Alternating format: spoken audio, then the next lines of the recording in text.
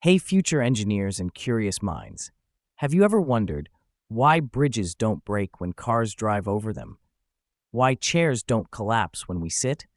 Or why bodybuilders can lift heavy weights without snapping their bones?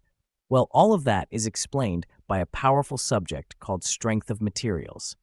Let's jump into this world where we figure out how strong stuff really is. What is strength of materials? Here's a simple definition. Strength of materials is the study of how solid objects resist forces without breaking. In other words, how much a thing can take before it snaps, bends, stretches, or squashes. It's like testing superheroes, but instead of muscles, we're testing steel, wood, plastic, and concrete.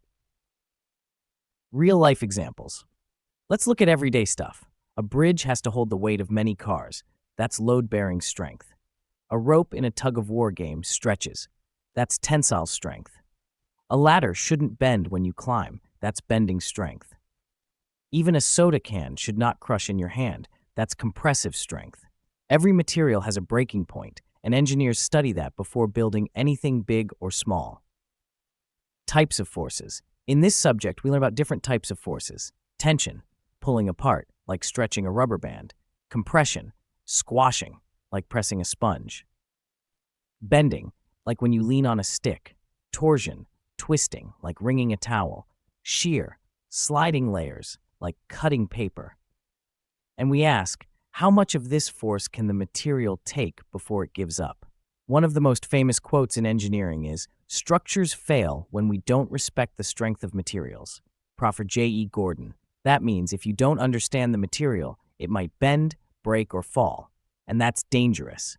That's why we study this subject, to build safer, smarter, and stronger structures. What you'll learn in the upcoming's playlist. In our Strength of Materials playlist, we'll learn stress and strain, how materials respond to pressure. Elasticity and plasticity, why rubber snaps back and clay doesn't. Young's modulus, a material's stretchiness score. Beams, columns, and load distribution. Real-life tests, tensile test, compression test, and more.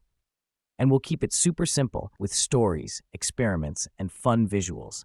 So the next time you sit on a chair or cross a bridge, remember, it didn't collapse because someone studied strength of materials.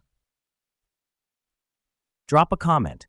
What's the strongest material you know? Like the video, subscribe for more engineering magic, and stay tuned because our next episode is electrical circuits and electronics.